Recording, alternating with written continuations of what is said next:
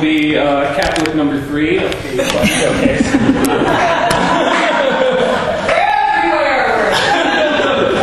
Actually, I have a theory about that, because when Kay emailed me to do this, she said, oh, would you like to do a piece or something about the Holy Grail? And I said, sure, that was something that really interested me, because they say that, I've heard the saying that every writer has one story, and their life is just telling that story over and over and over again, and each story they tell gets them a little bit closer. And for me, that story is the story of Parsifal and the Grail. I first found it, in my parents' house, where every room has bookshelves in it. That's the kind of house that I grew up in. And one of the few interests that my father and I really have in common is stories of King Arthur. And it was opening up a book and finding this story and saying, yes, this is it for me. So this made choosing a piece difficult, because there is a respect in which every piece I've written would be appropriate for this venue. I really believe that. And being chronically indecisive, I narrowed it down to 2 short little pieces that I'd like to just lay out in front of you right now. And the first is called The Hollow Woman. I want to go to the beach, she cried, though no one was listening to her. But the need was real, more insistent and more consistent than any other sensation she could identify. Her life was a tempest, tearing her into tattered rags until there was left only meaningless flesh. But at the heart of that tempest lay that image, that sensation of the beach which never left her. She needed so desperately to become hollow, to pour herself into the brown sand and let the salty breeze blow through her, to hear the sound of water reverberating through her skull, to let her identity and empty preoccupations be swept away by the pulse and rhythm that was her no longer.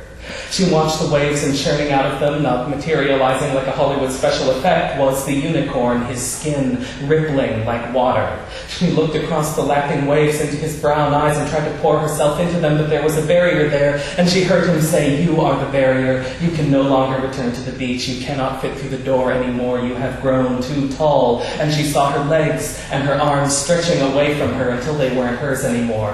Her body became a tangle of hideous angles, and she saw the ape-like faces of boys leering at her wherever she went. The eyes undressing her made her feel naked, and she wanted to cry, but she had forgotten how to at the beach she couldn't go to anymore, no matter how much she needed to, and she did.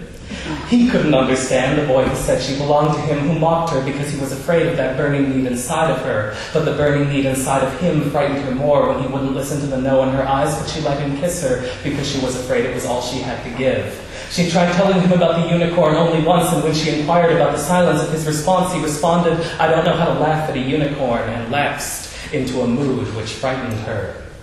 She was too tall to fit through the door anymore, and her body was a tangle of hideous angles. She was surrounded by ungainly birds who chattered and prattled about empty things, lost in their own discordant music, who needed so much from her and took it, then hated her for reasons they didn't understand and made her feel ugly inside. I could lose this thing inside of me, this ugliness, and the pulse and rhythm of the water reverberating through my hollowness. But she was too tall to fit through the door anymore, and her body was a tangle of hideous angles. Away from her stretched her father, although she was nearly as tall as he, who wouldn't touch her any longer because she was too tall. "Touch me," she cried, "make me feel like I exist." But she was alone, and even though she was invisible, she still felt ugly. She was too tall to fit through the door anymore, and her body was a tangle of hideous angles. But perhaps someday she could die, could feel the blood drain from her hideous veins, and then she truly would be hollow. And when she had shrunk and shriveled up to the size of a raisin, she could fit through the door again and would find the beach unchanged within her, and would lie on the sand and pour herself into it, feel the salty breeze flowing through her hollow body, and hear the sound of water reverberating through her skull. Then the unicorn would come pulsing out of the waves, not materializing like a Hollywood special effect, and she could pour herself into his brown eyes, take hold of his white mane with her meaningless fingers, and be pulled beneath the waves for 1,000 forevers.